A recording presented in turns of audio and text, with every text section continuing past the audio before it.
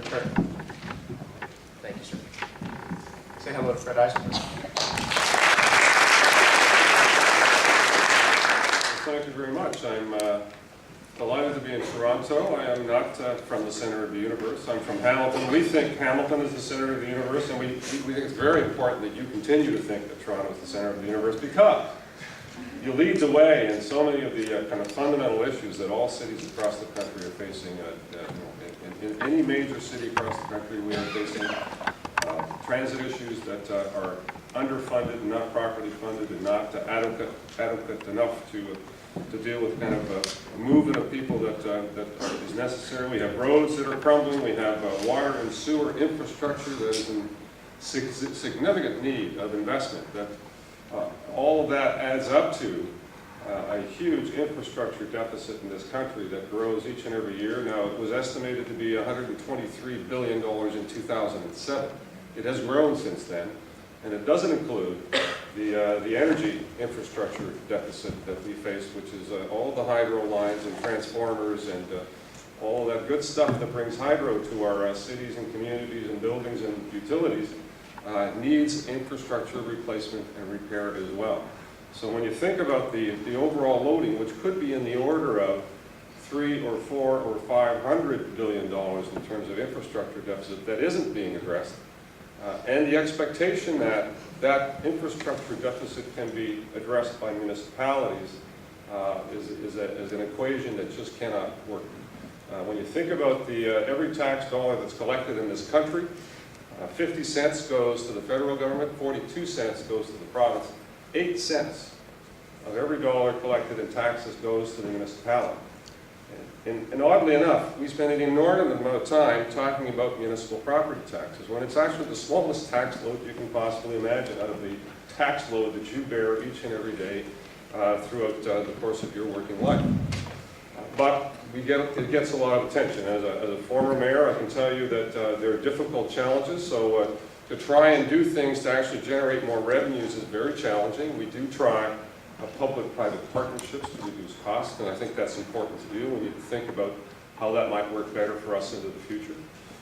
You have things happen like the taxes that Mayor Miller, or the authority that Mayor Miller was given to actually put a tax on the sale of a home, and a tax on the registration of automobiles. Not particularly popular taxes, I would agree, and I think David Miller would agree with that as well. But the reality is that without additional resources for municipalities, you are forced to do things that are not particularly popular in communities. And the other reality is that if we were to deal with the infrastructure deficit that we're currently facing, then property taxes would have to go up on an annual basis, probably 20, 30, or 40%.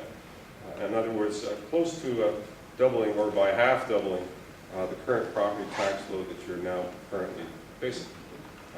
Not a very tenable situation for anyone that's elected, a sure way to get unelected, and certainly not a reasonable way for different levels of government to talk about how they can partner to address those issues. I was heartened a number of years ago, Paul Martin of the Liberal Party came forward with an infrastructure plan that actually included municipalities in the discussion, didn't exclude them, didn't talk about the constitutional issue of you are a creature of the province. It talked about the need for infrastructure investment, not only in major cities, but in Aboriginal communities as well. And he said, let's create an infrastructure program that will work, that will raise the kind of funds and revenues to start dealing with that deficit. Since then, we haven't heard much about that. What we have seen, and I have to give this Conservative government credit, as of the 2008 downturn, we saw an enormous investment in infrastructure in the country to help shore up the economy, and I hope, and I like to think, get on top of our infrastructure deficit.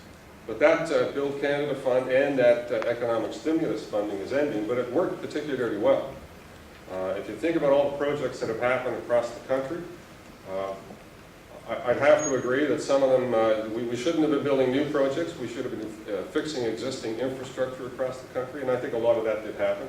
And the funding came directly from the federal government through the province in partnership, and to municipalities that put in their share, and it one-third arrangement that worked particularly well. I think that's a model for getting on top of the infrastructure deficit in our country.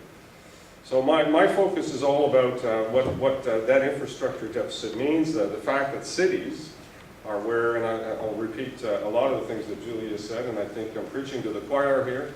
Cities is where the action is. Our current funding structure was created and devised back in the 1800s that really addressed an agricultural community and an agricultural land base and actual population base.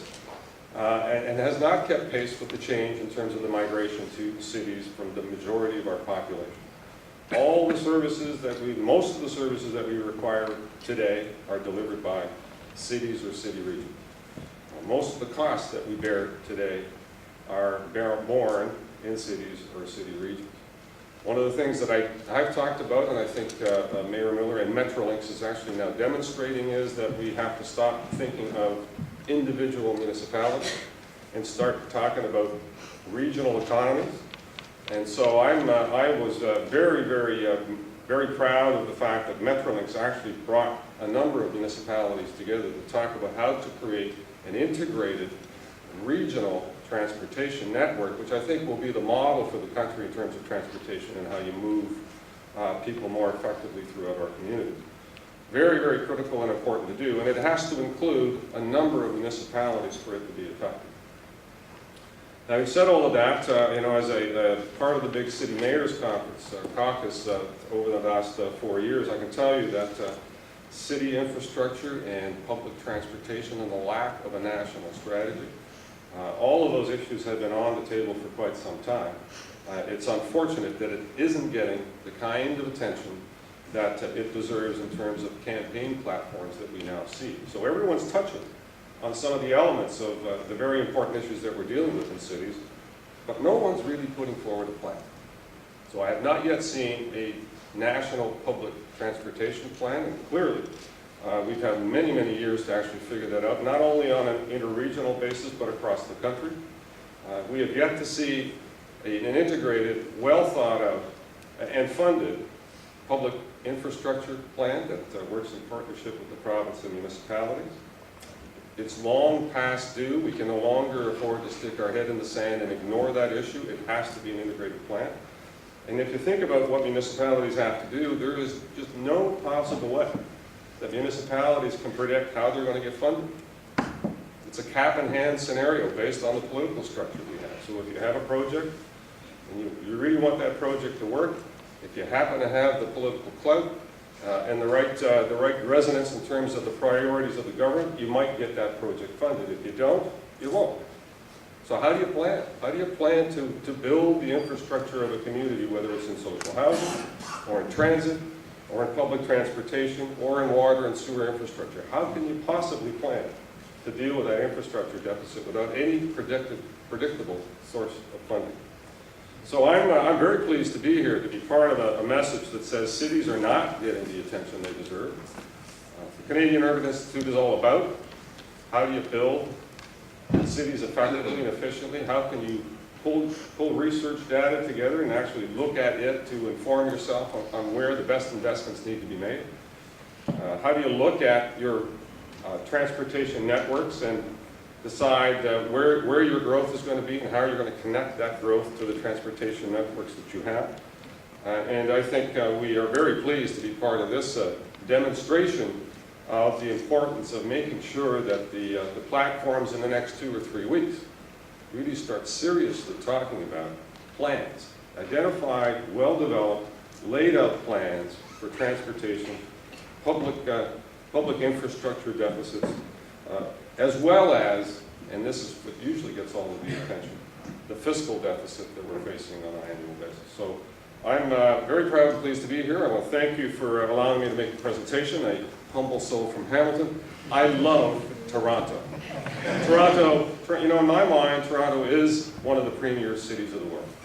It has spectacular infrastructure. It has and I'll say this sheepishly because I know a lot of friends that I work with now complain about the transit system quite a lot. It has a spectacular transit system. It needs to get better. It needs to move more people, and it needs to be more age-friendly. but it has a spectacular transportation system and a spectacular cultural capacity that many cities and across the country do envy, and certainly I, as mayor of Hamilton, try to emulate in terms of bringing some of that cultural capacity to our city. So you should be very proud of your city. I'm very proud to be working here in partnership with all of you to start working on not only the issues of Toronto, but all the other major cities in our country. And let's all start making some noise about how important cities are in the fabric of our nation. Thank you all very much.